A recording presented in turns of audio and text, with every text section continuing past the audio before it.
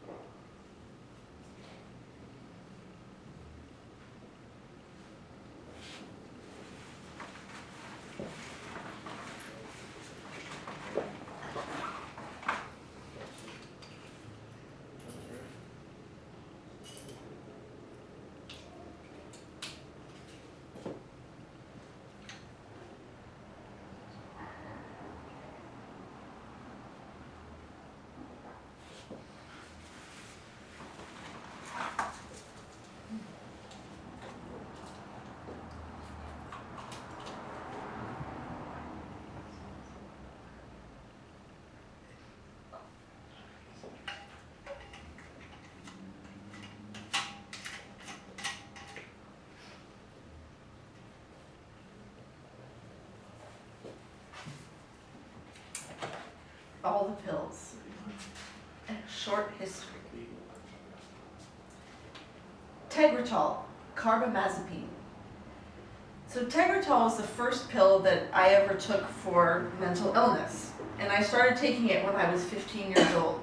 And Tegretol was designed to treat epilepsy. And at the time, my psychiatrist tried to explain to me that he thought that I was having emotional convulsions that were enough like epileptic convulsions that he thought that this medicine would help me. And I took it for 6 years and felt fairly miserable the entire time.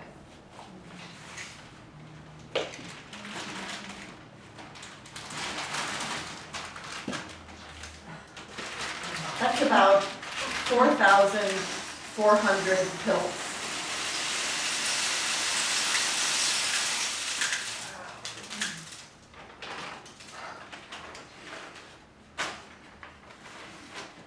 Next up was Prozac, fluoxetine. I started taking Prozac during my last year of university, and it totally rewired the part of my brain that was responsible for my anxious perfectionism.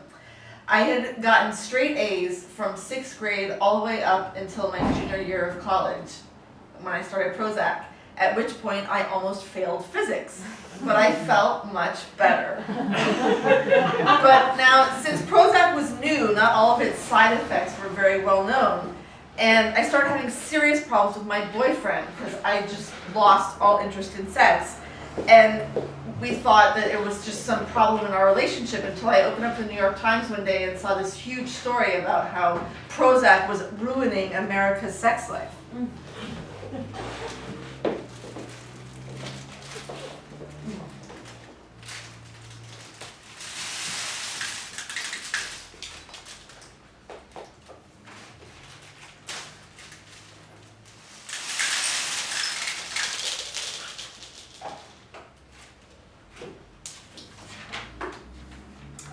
Now, another side effect of Prozac and others of these serotonin reuptake inhibitors is that they make your legs feel like you need to run while you're lying in bed at night trying to sleep. And it's called restless leg syndrome, and it's really horrible. It's like these little bugs are crawling around inside your muscles. So in order to calm them down, they give you another pill. And this one is called trazodone.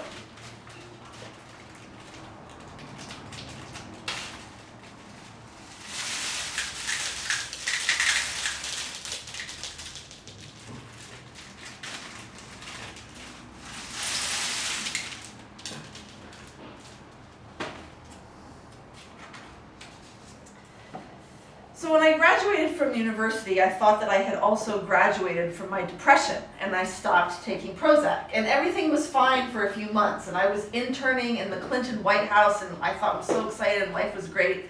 And then the intense anxiety started to return, and this feeling that my life didn't matter very much.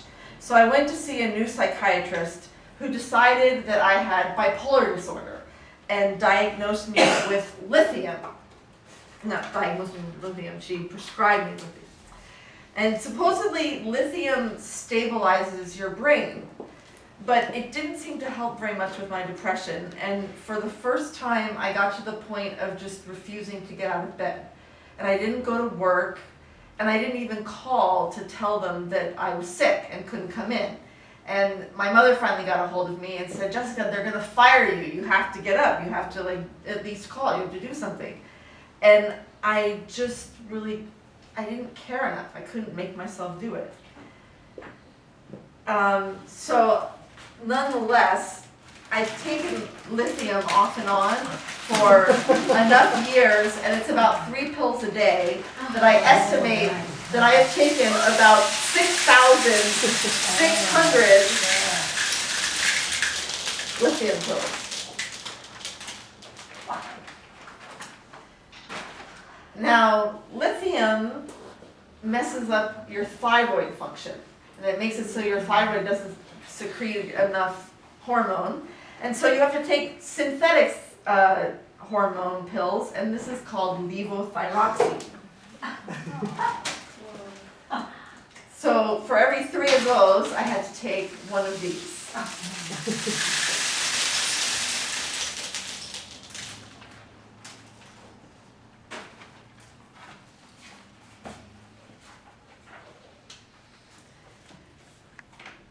Next up is Wellbutrin, which is another antidepressant. And so there's various medications that I know, like I took them for a while, and then one psychiatrist would stop me on it, and then another psychiatrist would have me go back to it again. It was like, they couldn't make up their mind, and they had a different opinion. And it seemed to help me, so I don't know if it was helping me why they would stop it, but they did. So Wellbutrin is one of those that I've taken like at 2 or 3 different times over the years.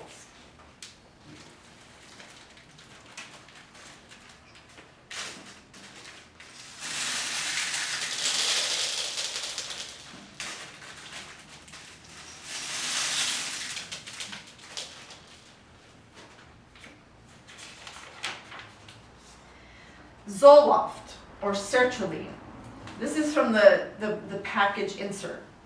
Keep in mind that your mental health may change unexpectedly while taking sertraline or other antidepressants. You may develop suicidal tendencies, especially at the start of treatment and each time that the dosage increases or decreases. Immediately call your doctor if you have any of the following symptoms: thoughts of harming or killing yourself or making plans or intending to do so, extreme worry or agitation, aggressive conduct, or irritability or abnormal euphoric behavior. And they also have in the package insert that you should make sure that your family members or the person responsible for taking care of you, if you are not taking care of yourself, supposedly, that they're aware that these are serious symptoms and that they should call a doctor or an ambulance if you start exhibiting.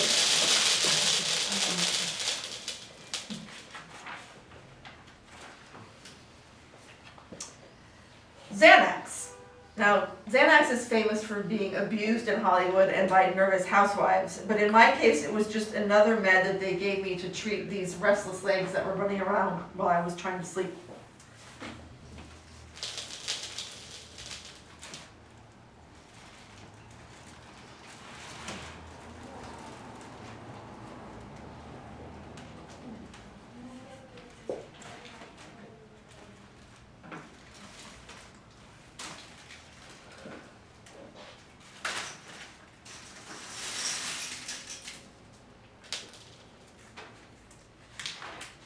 The second time I stopped taking all of my pills, I was living and working in South Africa, in Cape Town, and it was beautiful there, and I felt great. I felt better than I could ever remember feeling. And so I decided that it was time to stop taking all these chemicals and start trying to do something more natural. And so I went to see a naturopathic doctor who prescribed me with kava kava for anxiety, which is apparently a kind of pepper, and with St. John's wort, and for which I've read that there exists scientific evidence indicating its effectiveness in treating light to moderate depression.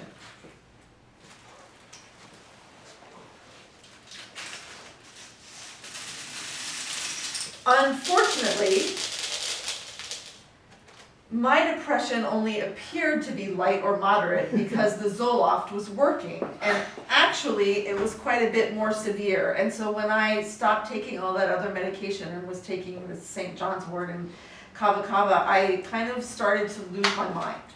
And I started having these obsessive dreams and thoughts that I was going to die in South Africa and I was never going to see my family again, and I got it planned to go home, and I just kept packing and repacking my suitcase, and I was obsessive about that I wasn't gonna make it home. And by the time I did make it back, I was a total disaster.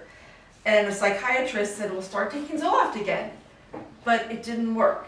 It was as though by stopping taking it, I had somehow blown a fuse in my head, and this medication that had been helpful just didn't work anymore. And so they had to try something else.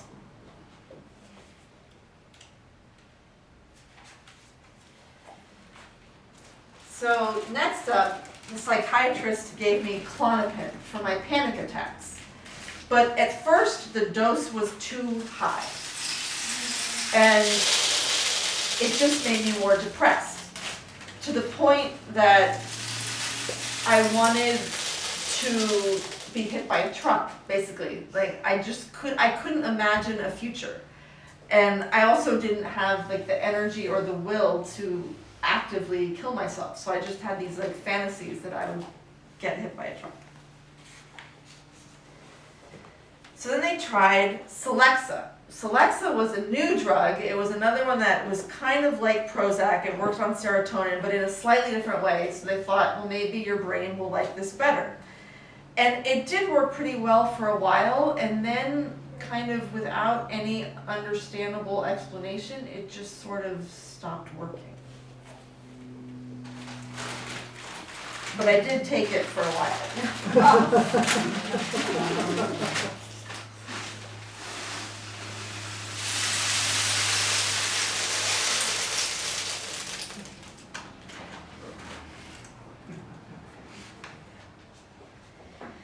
Zyprexa. Zyprexa is an antipsychotic medication used to treat schizophrenia and bipolar disorder. And I remember that I was afraid to take it because it tends to make people fat.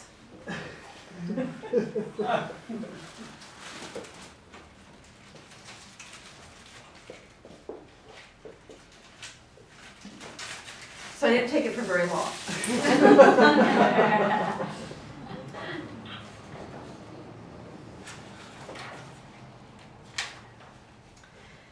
Then there was Lexapro. And Lexapro is like this twin molecule apparently to the one in Celexa. So they thought, well, if Celexa helped you, Lexapro's slightly different. If it stopped working, maybe this one will somehow wake your brain up out of its depression.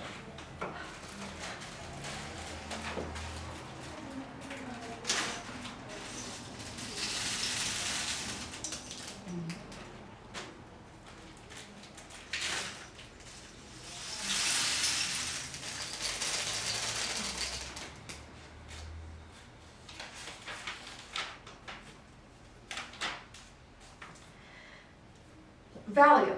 Valium is in this class like Xanax, like Klonopin, as a benzodiazepine. It's a kind of drug that people know as downers, and people often abuse them, and hence the prescriptions are really tightly controlled, and so they're always really careful when you're going to pick them up at the pharmacy. And it's also, one of these things where I realized in preparing for this that I've been on so many different kinds of these, and I think that maybe the psychiatrists think, well, you shouldn't be on this one because you might start to develop a dependence, so we'll switch you to another one, and they keep like switching you back and forth. And it, again, was for this restless legs problem.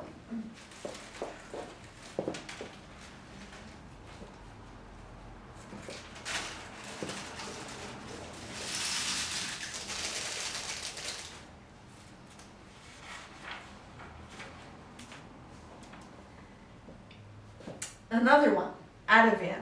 And I took this one for a really short time, and I think that it was while I was in a psych ward, and sometimes when you go to the hospital, they have different psychiatrists there than the one you usually work with, and they want to change your meds and think they have a better plan, and so they try something different, which just tends to make you really unstable. Next up is Geodon, which is used to treat schizophrenia, and as apparently in the package insert says that it reduces abnormal enthusiasm in the brain. So to me, this is kind of funny because I know I don't have schizophrenia. I'm quite confident of that. But I don't know about this abnormal enthusiasm. I wonder if that means like every time I have an idea for something artistic, is that abnormal enthusiasm? And is that something that they should have tried to prescribe me out of? I'm not sure.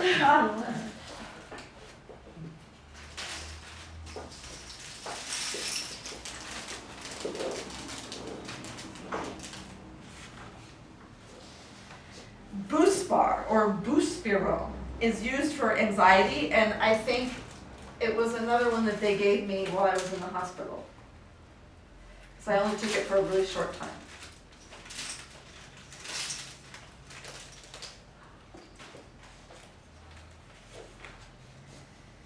Ritalin or methylphenidate. I thought it was like basically speed, and I just read something recently that was talking about in a newspaper how the effects of Ritalin are really just like those of cocaine, but Ritalin is a legal prescribed medication and cocaine is an illegal substance, but they were drawing these parallels and saying that it was kind of strange. But paradoxically, in people with attention deficit disorder, if they take Ritalin, it actually helps them calm down and focus. And so, since when you're severely depressed, you sometimes have trouble concentrating, and conversely, if you can't concentrate, sometimes it can be depressing, sometimes these diagnoses get mixed up. And so a doctor decided, all right, we think she's really depressed, but maybe she actually has ADD, so let's try her on Ritalin and see what happens. So when I took it, I got extremely sped up and really, really anxious, and confirmed that no, she doesn't have ADD, she's just really fucking depressed.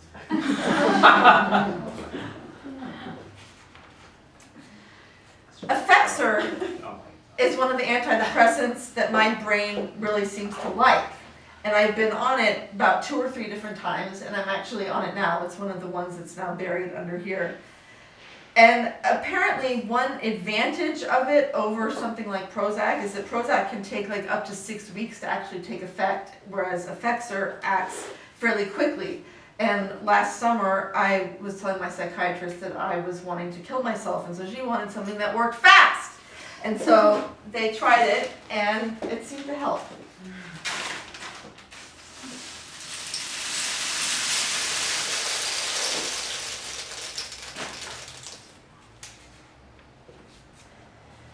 Neurontin, gabapentin. When I looked this up, I read an interesting article that said that despite scientific evidence that gabapentin is not effective in treating bipolar disorder, many psychiatrists continue prescribing it for this purpose. We might wonder why they do that. I'm not really sure. Maybe it is effective for other things, but it didn't really seem to help me. very much.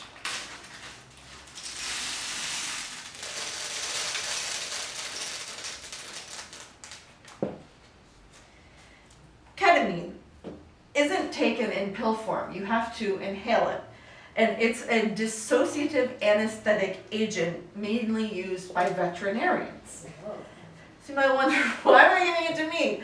Well, my brother works as a psychiatrist in a hospice where they sometimes give it to patients who are terminal with something else and they might die before something like Prozac can take effect. And apparently ketamine acts quickly and can help your depression.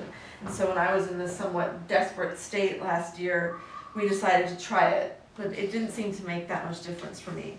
It's also used as a club drug, and I remember when I used to be a dancer and go out to house clubs at night, I remember like the DJ talking about going into a K-hole and how cool it was, but I didn't have this experience.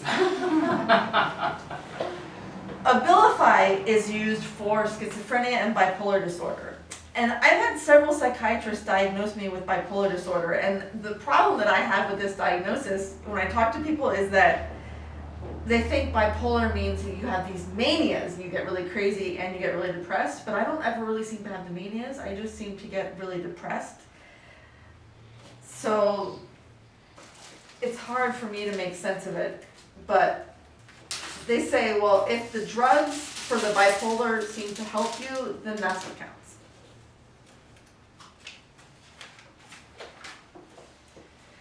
Strattera, atomoxetine. It was developed to be a new antidepressant, but in studies it showed that it didn't work. So the company, Eli Lilly, rather than lose all the investment that they had made in this developing this medication, they decided to try something else, like find something else that it worked for. So now it's getting marketed for ADHD instead.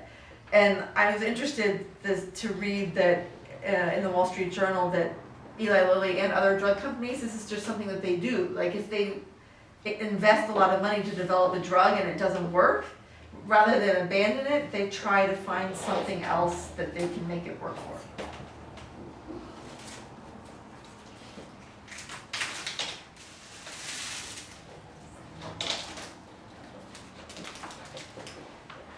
Nortriptyline is a tricyclic antidepressant, which means that it's really old school.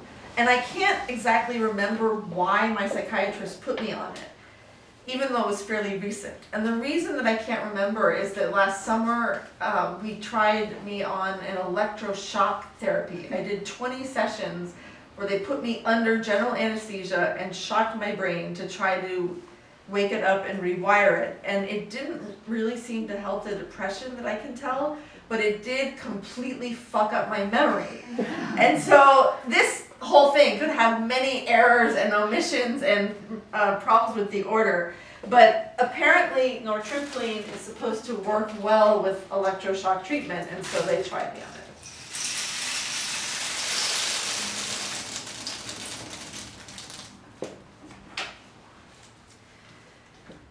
When I did the electroshock therapy, they had to stop me on a couple of my medications because those medications inhibit seizures, and they're trying to make your brain have a seizure.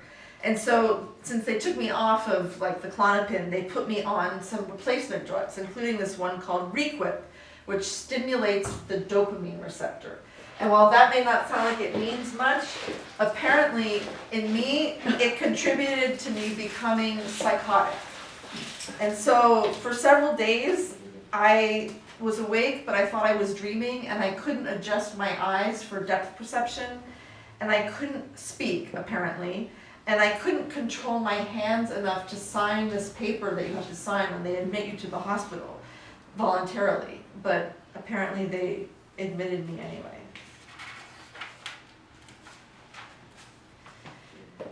They also gave me, during the electroshock, a drug called Doxepin. It was supposed to calm me down, but it might have done the opposite, because I somehow got caught in a non-responsive catatonia. I held my hands like really stiffly for a couple of days. I didn't want to move them. And I apparently was making these high-pitched giggles that were quite disturbing. And I couldn't pass, there's a basic mental status exam where they asked you, what day of the week is it, what time is it, where are you, and apparently I couldn't answer any of those questions. And I couldn't coordinate enough to feed myself for a few days.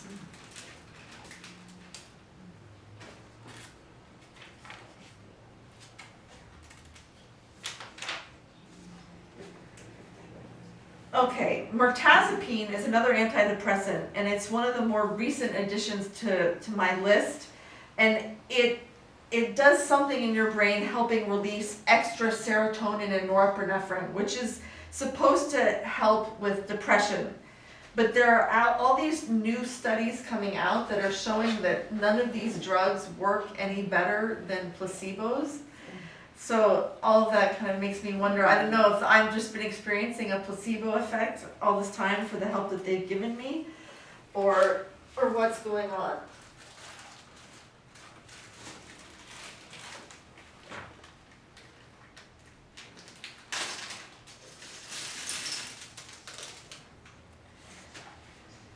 So one of the meds that I'm on now is making my face break out like I'm a teenager. And I just turned 41, and so this really is not fun to be getting like zits on my face.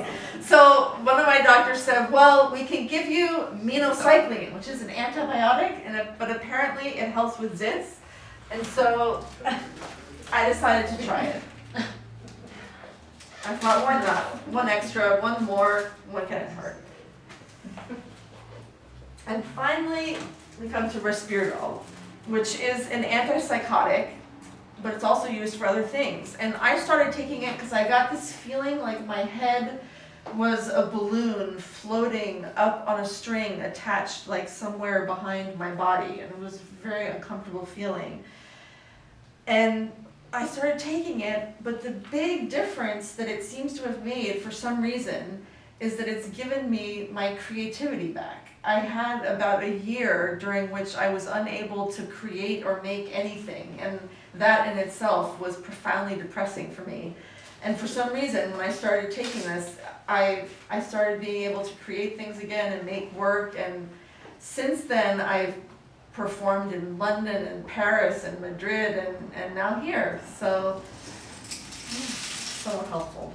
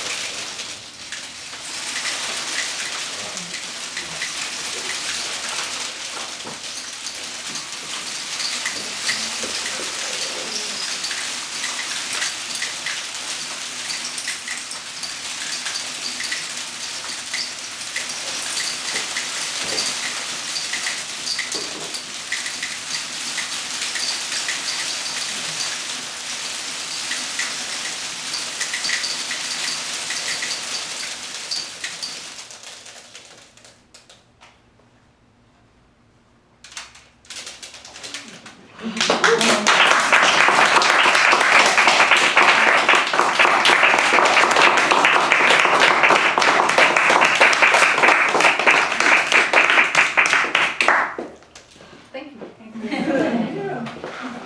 Cool. Thank you so much. Thank you, Jessica. Please stick around. We have one more performance coming up. Dylan Barmer is going to do some spoken word. So thank you guys so much for coming up.